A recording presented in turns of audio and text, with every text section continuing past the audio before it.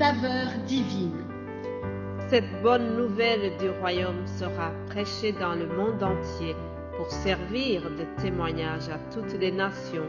Alors viendra la fin. Ce pain céleste vous est présenté par Immaculée Niraneza. Bienvenue très chers amis qui écoutez l'émission Saveur divine. Que la paix de notre Seigneur soit avec vous. Je remercie le Seigneur qui nous donne le souffle de vie ce matin. Chaque jour est un miracle pour moi et je ne cesserai jamais de le témoigner à chaque fois que je me réveille et que je sais sortir de mon lit. C'est déjà le premier miracle de la journée. Alors, je voudrais commencer notre méditation par quelques paroles du psaume 18. C'est David qui raconte cela après avoir été délivré de son ennemi et il a remercié Dieu pour la délivrance. Il a fait une louange et il a dit au verset 2, il a déclaré au Seigneur, « Je t'aime, ô Éternel, ma force. Éternel, mon rocher, ma forteresse, mon libérateur, mon Dieu, mon rocher où je trouve un abri, mon bouclier, la force qui me sauve, ma haute retraite. Je m'écrie, loué soit l'Éternel, et je suis délivré de mes ennemis. Alléluia. Il continue en disant, les liens de la mort m'avaient environné, et les torrents de la destruction m'avaient épouvanté. Les liens du séjour des morts m'avaient enlacé. Les filets de la mort m'avaient surpris. Dans ma détresse, j'ai invoqué l'Éternel. J'ai crié à mon Dieu. De son palais, il a entendu ma voix et mon cri est parvenu devant lui à ses oreilles. Alléluia. Mon frère, ma sœur qui m'écoute en ce moment, je ne sais pas ce qui te poursuit, je ne sais pas ce qui te tracasse. Cependant, si David a été délivré de ses ennemis, si David a crié l'Éternel et qu'il lui a répondu, aujourd'hui, que ça nous sert d'exemple. Dans notre détresse aussi, invoquons l'Éternel, criez à lui, crions à l'Éternel et il va nous entendre comme il a entendu David. Je souhaite que Dieu vous protège, que Dieu vous garde comme la prunelle de ses yeux, qu'il vous protège à l'ombre de ses ailes, que vous puissiez sentir son amour encore davantage aujourd'hui. Alléluia. Dans notre détresse, invoquons l'Éternel, crions à lui et il entendra. Alléluia. C'est un Dieu qui entend, c'est un Dieu qui répond à notre appel. Mais cela, ce n'est pas vraiment l'objet du jour, ce n'était qu'une introduction et je continue le thème que je vous ai annoncé hier. Nous avons un souhait durant cette semaine, c'est un vœu qui dit que Dieu soit encore plus fier de nous en 2024. Toi qui m'écoutes, fais cette prière, Seigneur. Je voudrais être plus agréable devant toi. Que cette année, je sois encore plus agréable, que tu puisses encore être fier de moi, de mon attitude en tant que ton enfant.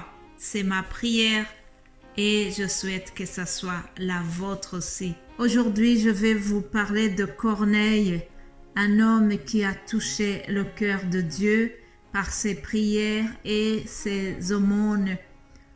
Lisons Actes des Apôtres chapitre 10 à partir du premier verset. Le titre dit « L'Évangile parvient aux païens ». Corneille invite Pierre chez lui. Il y avait à Césarée un homme nommé Corneille, centenier dans la cohorte dite italienne. Cet homme était pieux et craignait Dieu avec toute sa maison. Il faisait beaucoup d'aumônes au peuple et priait Dieu continuellement. Vers la 9e heure du jour, il vit clairement dans une vision un ange de Dieu qui entra chez lui et qui lui dit « Corneille ». les regards fixés sur lui et saisi d'effroi, il répondit: « Qu'est-ce, Seigneur ?»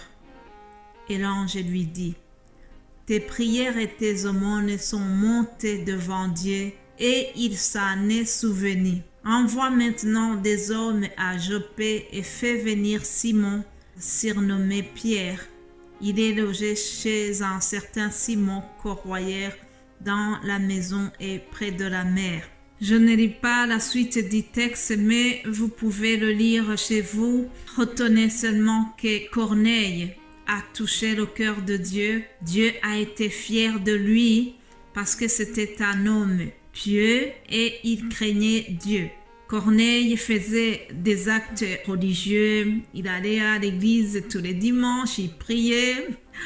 Je vais donner des exemples d'aujourd'hui. Et il donnait son offrande. C'est quelqu'un qui priait beaucoup. C'est quelqu'un qui était dans la prière, mais aussi, on nous dit qu'il donnait des aumônes. Alors, tout cela, Dieu les a vus et Dieu a été très content de lui. Alors, à ce moment, sachez qu'il y avait une polémique. Corneille, il n'est pas juif. Corneille est romain et on nous dit qu'il craignait Dieu. Alors, retenez que les craignants Dieu, le terme craignant Dieu, ce terme était utilisé par les Juifs en parlant des non-Juifs qui avaient suivi leur culture, qui avaient suivi leur religion. Ce sont des gens qui avaient abandonné leurs anciennes religions idolâtres pour suivre la religion du Dieu vivant, la religion du Dieu d'Israël. Alors, la polémique qu'il y avait, c'est que plusieurs Juifs, dans leur croyance, ils ne pensaient pas que cette catégorie de personnes pouvait être remplie du Saint-Esprit. Or, nous sommes dans la période où le Saint-Esprit a été donné, mais il y a encore des gens qui pensent que c'est réservé à une certaine catégorie de personnes. Alors, Dieu a voulu les confondre en répandant le Saint-Esprit dans la maison de Corneille. On voit comment Dieu avait choisi le serviteur de Dieu, Pierre, pour aller juste dans cette famille de Corneille. Et Pierre a été là-bas, il a prêché la parole, il a rappelé comment Jésus-Christ est venu, tout ce qui s'est passé. Et il voulait souligner que Dieu l'a envoyé chez Corneille pour justement montrer qu'on ne doit pas continuer à se méfier de ces craignants Dieu et on doit les considérer aussi comme les autres. Donc, Pierre a fait un voyage jusque dans cette famille de chez Corneille. Arrivé là-bas, on voit que Pierre, lorsqu'il est entré, on a voulu se prosterner devant lui.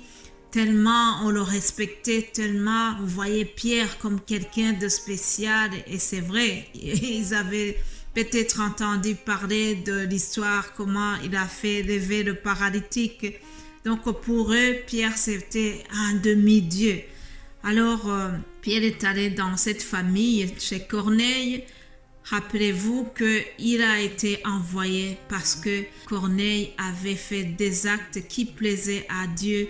Dieu a été tellement fier de lui et donc Pierre a été envoyé dans cette famille. Il a parlé de Jésus-Christ, il a rappelé tout ce qui s'est passé, comment Jésus-Christ a guéri les gens, comment il a été oint du Saint-Esprit et la force qui l'animait.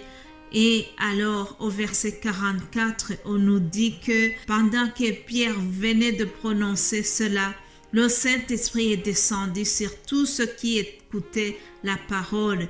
Tous les fidèles circoncis qui étaient venus avec Pierre furent étonnés de ce que le don du Saint-Esprit était aussi répandu sur les païens. Alléluia.